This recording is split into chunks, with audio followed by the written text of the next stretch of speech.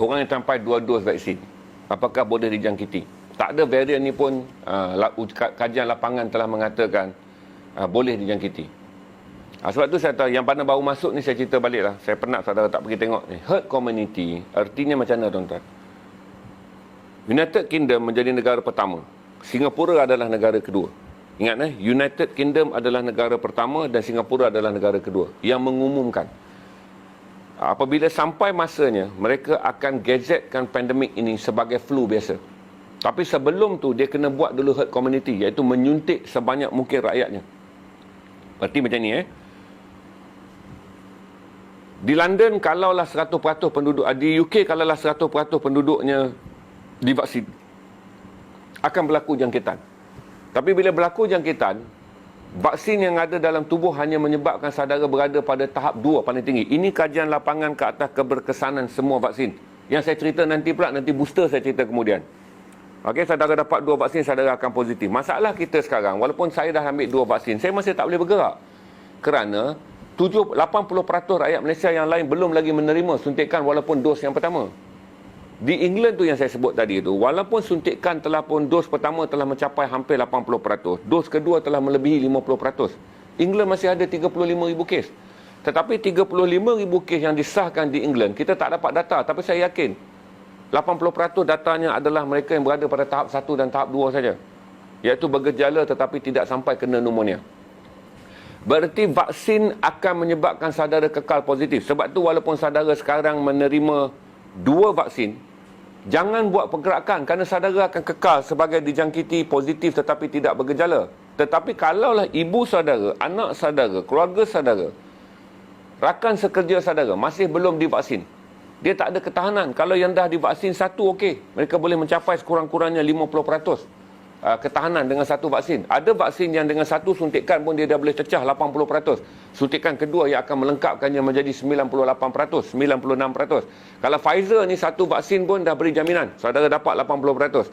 Jangkitan suntikan yang kedua akan memberikan saudara lebih kuat, iaitu 96%. Pfizer rasa saya suntikan kedua dah capai 83%. Saya tak tahu data bagi suntikan pertama. AstraZeneca, suntikan pertama saya tak tahu berapa kekuatan dia, tapi suntikan kedua boleh membawa anda mencapai 93% kekebalan. Orang macam saya yang memang lemah dari segi imunisasi. Okey, berarti macam ni yang dia kata tadi apa, soalan boleh dijangkiti. Cuma kenapa itu sebab tu kita kata, saya balik pada England apabila England dah capai penuh, England telah meletakkan jangkaan di mana bermula pada 1 hari bulan Januari tahun 2022, iaitu tahun depan, England akan menggazetkan COVID-19 hanya sebagai flu, sesama. Kerana dalam jangkaannya kuman itu tidak akan hilang di England, tetapi penduduk England semuanya telah divaksin. England akan meletakkan bahawa sasarannya adalah menurunkan kadar jangkitan 25,000 kes setahun. Berarti secara puratanya England akan menerima lebih kurang 2,100 kes sebulan. Secara hariannya England bersedia untuk menerima 70 kes sehari.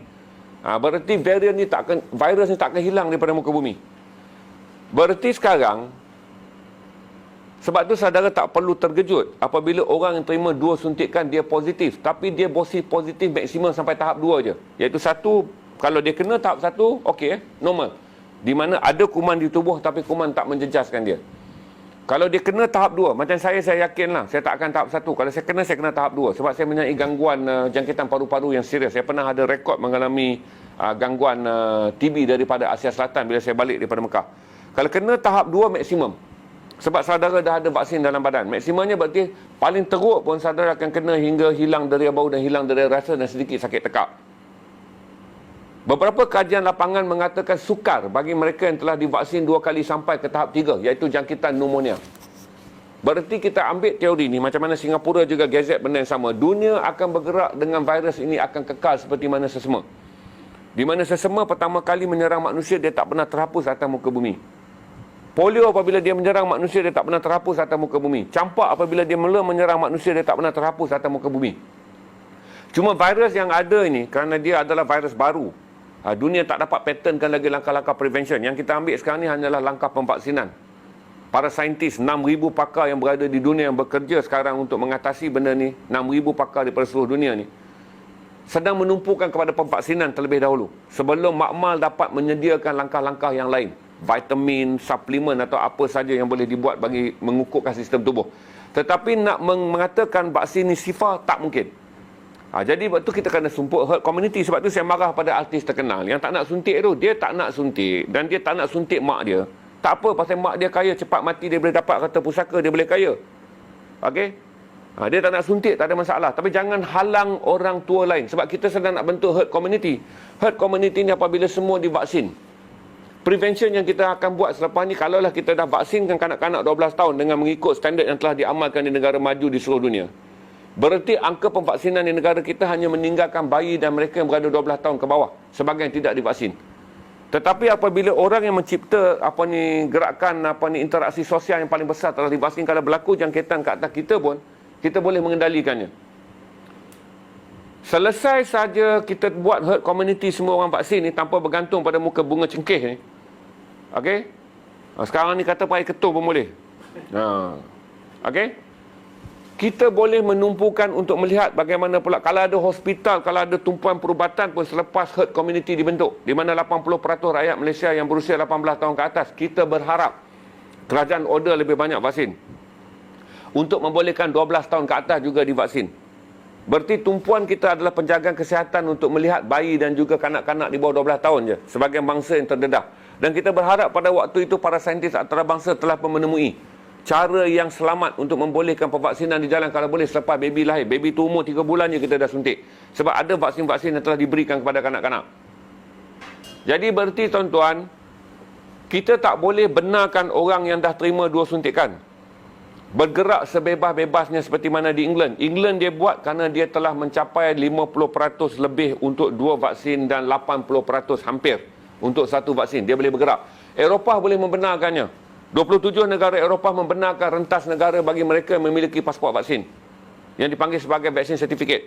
Mereka boleh rentas. Waktu saudara tengok bola, semua yang rentas tu, ramai-ramai jerit tu, ramai-ramai tak bertopeng tu, adalah mereka yang telah pun memiliki sijil vaksin, iaitu telah menerima 2 suntikan vaksin. Berarti di Malaysia, orang yang capai, walaupun kita dah capai 30%, besok pun ramai orang akan menjerit ni, orang yang 30% ni, kami dah 2 vaksin, kami dah 2 vaksin, kami nak hidup macam England. Tak boleh, kerana kalau saudara dah capai 2 vaksin pun dalam tubuh saudara ada jangkitan varian, terutama varian India ni, Delta ni, saudara balik ke kampung dengan mengatakan anda telah pun mempunyai 2 vaksin. Memang anda telah 2 dos, tapi kuman yang ada pada anda jangkiti ibu anda yang mungkin belum lagi divaksin. Kerana pemvaksinan sekarang ni ditumpukan di Lembah Kelang sebagai garisan yang paling kritikal. Setahu saya bahawa Kuala Lumpur akan mencapai 80% pemvaksinan pada 30 hari bulan Ogos. Selangor saja bulan ni cuti 4 juta dos. Selangor saja. Berarti besok janganlah orang yang kena vaksin ni pula menjerit. Apa guna divaksin tapi tak boleh bergerak.